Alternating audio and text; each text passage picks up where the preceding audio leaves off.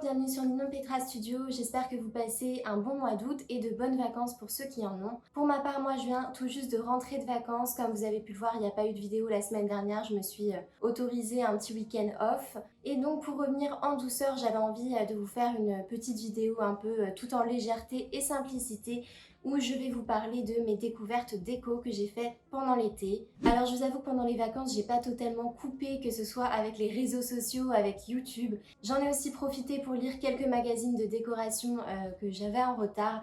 Et donc j'ai fait pas mal de découvertes sympas, donc que ce soit des créateurs, des nouveaux artistes, des maisons d'édition par exemple que je connaissais pas. Donc j'avais envie de synthétiser ça dans une petite vidéo aujourd'hui. Au début de ma chaîne, je vous avais fait une vidéo sur les 10 objets du design que je rêvais d'avoir et je sais que vous avez été nombreux à découvrir des créateurs ou des marques de mobilier. J'avais eu beaucoup de retours positifs sur cette vidéo. Donc là, j'espère que ça va être un petit peu sur le même principe en fait, que je vais pouvoir vous faire découvrir des nouveaux talents. Donc ma première découverte, c'est l'artiste Cindy Souzel. Je ne sais pas si je prononce très bien son nom, c'est une artiste que j'ai découverte dans le magazine Elle Décoration. C'est une Californienne qui a une approche assez pluridisciplinaire de son art, puisqu'elle utilise différents matériaux comme le bois, la pierre, la corde ou la céramique pour créer des décorations murales minimalistes. Et ce que j'aime beaucoup chez elle, c'est sa démarche créative que je trouve hyper pertinente et réfléchie. C'est quelqu'un qui se dit amoureuse de la nature et qui donc pour ses œuvres a un sourcing assez consciencieux des matières premières. Son but avec ses créations, c'est vraiment d'avoir une empreinte carbone complètement neutre et pour ça elle a choisi d'avoir une démarche qui est initiée des matériaux. Donc en fait elle source des matériaux et ensuite elle va créer une œuvre avec ça, plutôt que l'inverse de concevoir une œuvre et ensuite d'aller sourcer des matériaux dont elle aurait besoin. Ces œuvres sont produites en toute petite quantité puisque la production est entièrement artisanale. Je pense que c'est une artiste qui rentre parfaitement dans ce qu'on appelle la slow déco puisque c'est un processus de création qui prend énormément de temps et beaucoup de minutie. Pour ma part, ce que je préfère, c'est les objets qui sont réalisés avec de la corde. Donc ce qui est intéressant, c'est qu'elle fabrique la corde elle-même. En fait, elle assemble des milliers de brins qu'elle vient tourner entre eux. Apparemment, elle aurait développé une technique de tournage de cordes qui serait assez innovante. Donc Cindy Souzel, quand elle parle de cette technique, elle explique que c'est un processus qui est très méditatif. Et ce que je trouve très beau, c'est qu'elle compare les fils avec les humains.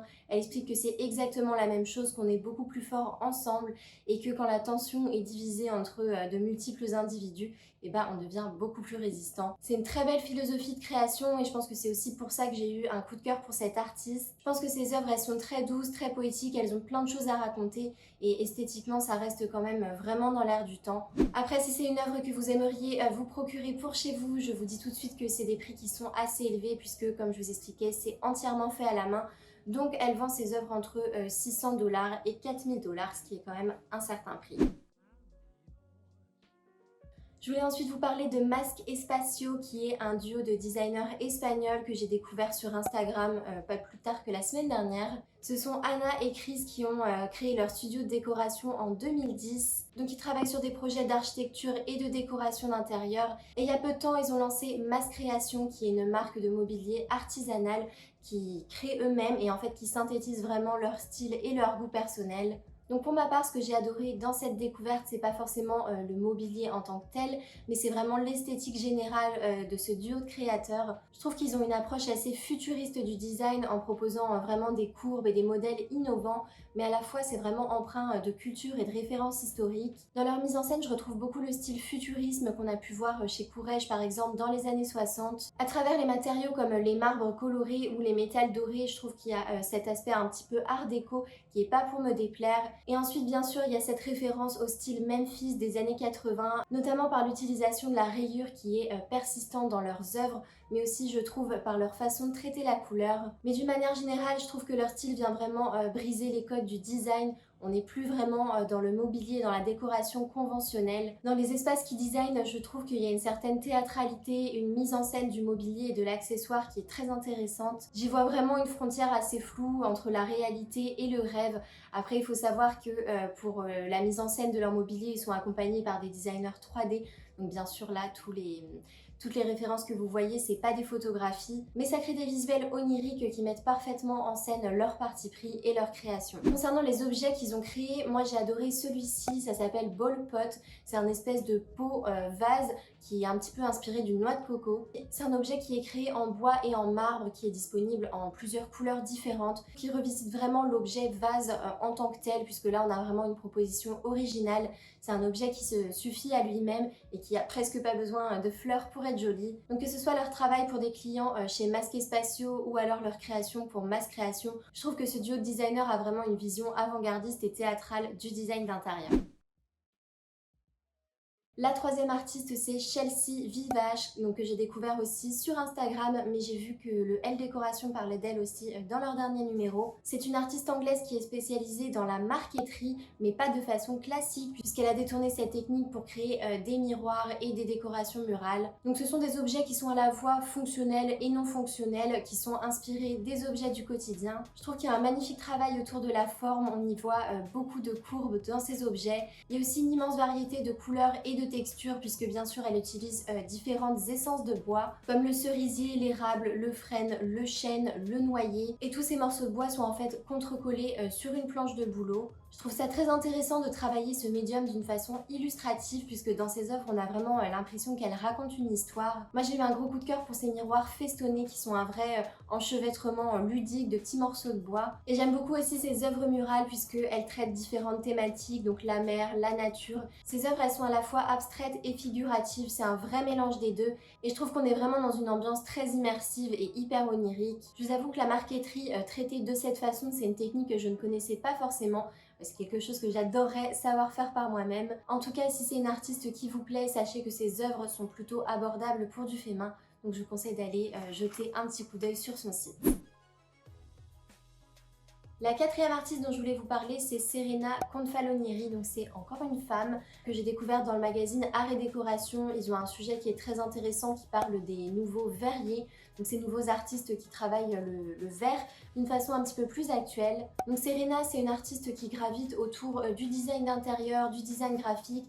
Elle travaille aussi sur différents supports. Je sais qu'elle avait lancé une gamme de tapis. Elle a aussi travaillé sur des textiles, du papier peint, du mobilier. Elle a aussi créé plusieurs installations éphémères que je trouve très sympas. Et elle a travaillé également en tant que directrice artistique. Cette année, elle s'est associée avec un artisan verrier à Milan pour produire une collection d'art de la table. Et je trouve que ces objets ressemblent vraiment à des petits bijoux. Donc il y a deux collections dont j'avais envie de vous parler. D'abord, il y a la collection Arabesque. Il me semble que c'est la toute dernière qui est sortie. Et pour ces vases, elle s'est inspirée des costumes d'Oskar Schlemmer. Donc Oskar Schlemmer, c'est le chorégraphe et c'est celui qui a fait les costumes pour le ballet triadique au Bauhaus en 1922. Donc je vous mets des images ici. Si vous connaissez un petit peu en histoire du design, je pense que ça va vous parler. Je trouve que c'est une super belle inspiration et ça donne des objets qui sont très colorés, assez extravagants, mais qui n'en restent pas moins fonctionnels. La deuxième, c'est la collection Calypso. Celle-ci a fait beaucoup plus référence à l'art nouveau. Ce sont des flûtes et des coupes à champagne qui sont vraiment dans le color block. À chaque fois, elle utilise deux couleurs qui, je trouve, matchent parfaitement bien ensemble.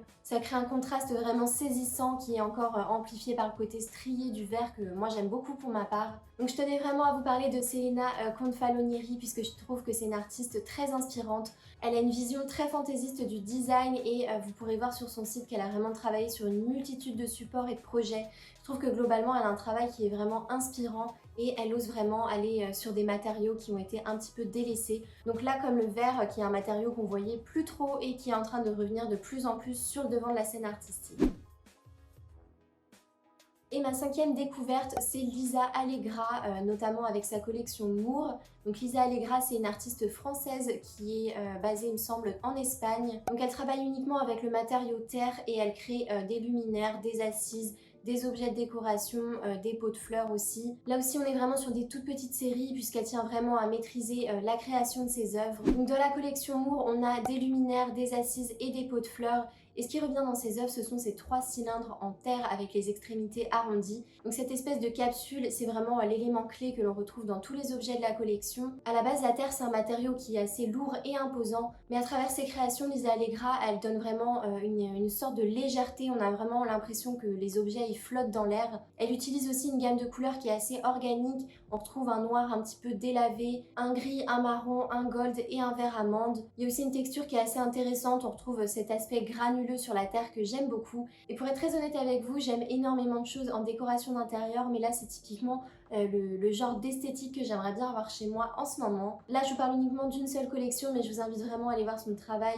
Je trouve qu'il est vraiment plein de sens, très varié et super intéressant. Voilà, donc je vous ai présenté 5 artistes que j'ai découverts cet été. Je vous avoue que ça a été assez compliqué de choisir puisque j'ai fait de multiples découvertes pendant mes vacances. Je me suis dit que j'allais quand même focaliser ma sélection sur des artistes indépendants qui faisaient des petites productions plutôt que vous parler de grosses maisons d'édition qui est un petit peu moins original. J'espère que c'est une vidéo qui vous a plu. Si je vous ai fait découvrir des artistes ou que vous les connaissiez déjà, j'attends donc votre avis en commentaire. Et ce qui me ferait énormément plaisir, c'est que vous aussi, vous me donniez quelques noms d'artistes ou de créateurs que vous avez découverts dernièrement. Comme ça, ce sera un échange de bons procédés et ça me permettra de faire encore de nouvelles découvertes. Si vous ne me suivez pas encore sur Nino Petra Studio, je vous invite à vous abonner et à activer la petite cloche pour avoir les notifications. Je vous remets également le lien de mon Instagram et de mon Pinterest en barre d'infos. Et puis pour rappel, à chaque fois que je cite une référence dans mes vidéos, que ce soit pour un artiste, une marque ou un objet, tout est toujours linké en barre d'infos, donc n'hésitez pas à aller regarder. On se retrouve la semaine prochaine pour une nouvelle vidéo et je vous souhaite de passer une très bonne semaine. À bientôt!